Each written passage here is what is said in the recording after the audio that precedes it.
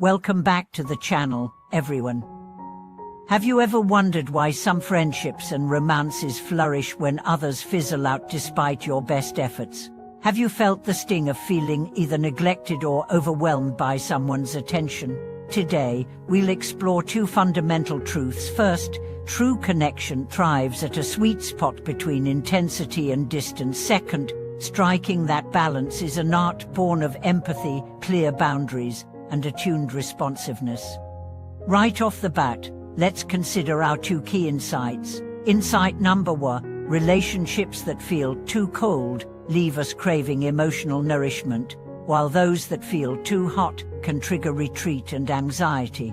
Insight number two, achieving moderate warmth requires ongoing calibration, tuning into subtle feedback signals rather than relying solely on our own desires.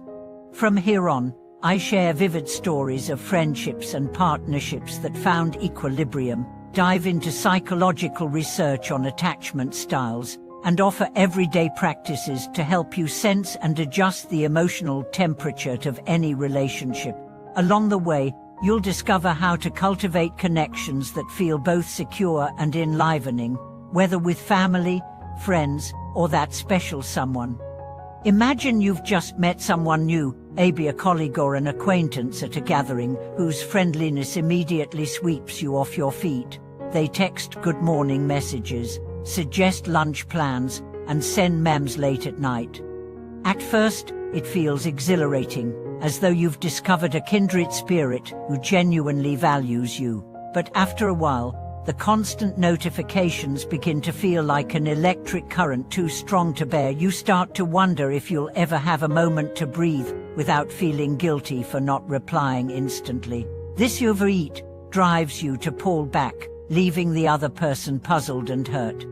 Contrast that with the opposite extreme, someone who barely reaches out, responds to messages days later, and seems emotionally unavailable when you need comfort. You applaud your own independence, but inside, loneliness quietly grows. You start questioning whether you truly matter to them. You rationalize they're busy or they express love differently, but the gap only widens until one day you drift apart without ever having that honest conversation you needed. In one powerful example, meet Emily and James, college roommates who became best friends. Initially, their bond felt electric: late-night talks about dreams, impromptu adventures, and mutual encouragement in classes.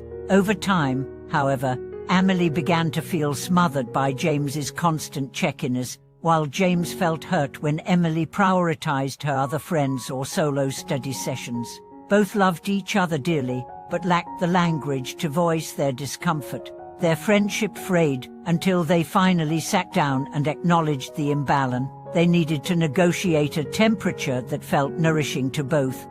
They experimented by agreeing on small rituals: a weekly catch-up call at a set time, a shared playlist exchange instead of endless texting, and giving each other designated quiet hours where no one would expect a reply. These simple adjustments created a rhythm that felt both warm and spacious. Emily felt cared for without losing autonomy, and James felt secure without feeling intrusive. Over semesters and across job changes, their friendship deepened, anchored by a mutual understanding of how much warmth each needed at different moments. Psychologists call this process co-regulation, the dance of responding to each other's emotional cues. Research shows that couples and friends who co-regulate effectively experience higher satisfaction and stability in their relationships. They're attuned not only to major signals, arguments, or celebrations, but also to tiny shifts in tone, frequency of check-ins, and even nonverbal cues when they meet in person. Learning to sense when someone's feeling distant versus overwhelmed is like developing an emotional radar that guides you to dial warmth up or down as needed.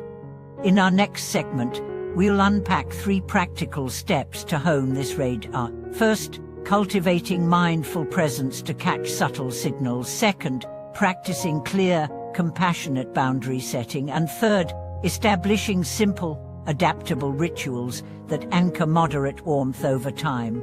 These tools will empower you to create connections that nurture both freedom and closeness, ensuring your relationships feel just right, rather than too hot or too cold. Developing mindful presence begins with tuning into the subtle rhythms of your interactions. Instead of waiting for a conflict or a grand gesture to signal a temperature shift, practice noticing the small cues a person gives off. You might observe that your friends' replies have become briefer, or that they hesitate before accepting your invitations. Perhaps you sense a lighter tone in their voice when you speak on the phone, or you notice someone drawing inward in a group conversation. In my own life, I remember a time when a close colleague, Daniel, whom I often met for brainstorming lunches, began to cancel more frequently at the last minute. Rather than press him for explanations, I simply sent a message acknowledging that I missed our creative sessions and would love to catch up when he was ready.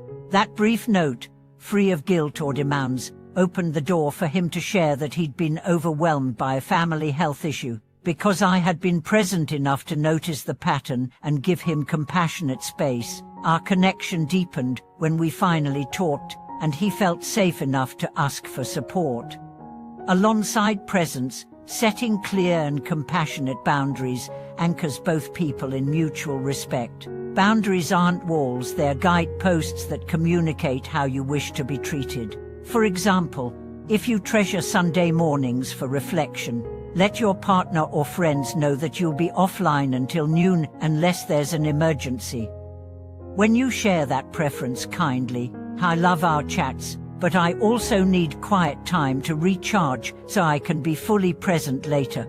You model self-care and invite others to do the same. In one case, I watched a family member, Laura, who struggled with constant group text pings. She began sending a simple weekly reminder, "I'll catch up on messages every Monday evening."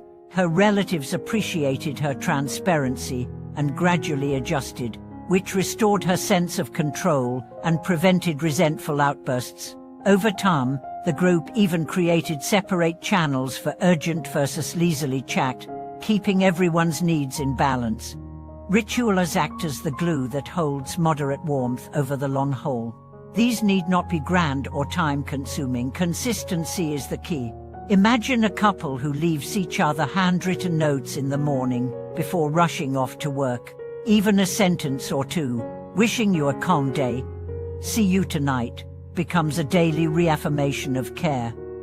Over months, those small notes accumulate into a beautiful tapestry of mutual attention. In another story, a circle of friends decided to share one photo each week that captured something that made them smile. They set up a private group chat, and every Friday evening a new image would pop up: a blooming flower, a silly selfie, a sunset view. Those photos not only sustained connection across busy schedules, but also reminded everyone to notice joy in small moments. As you weave presence, boundaries, and rituals into your relationships, you'll notice the emotional climate shifting. Cold distance gives way to gentle warmth, and overheated intensity cools into comfortable closeness. You'll find that you no longer need to wonder whether you're reaching out too much or too little. Your attunement will guide you naturally. Rather than fixating on a perfect formula, you'll trust the ebb and flow of give and take, secure in the knowledge that true connection is a living, breathing process. Over time, these practices become second nature. You'll sense when to lean in and when to give space, when to initiate a shared moment, and when to honor silence. Relationships that once felt fragile will grow resilient, weathering stress and change with grace. And as you master the art of moderate warmth, you'll discover that every connection you touch radiates a steady glow, inviting trust, fostering growth, and sustaining joy. Thank you for watching this video. If these insights resonated with you, please like, subscribe, and share your own experiences finding balance in relationships in the comments below. We'll see you next time.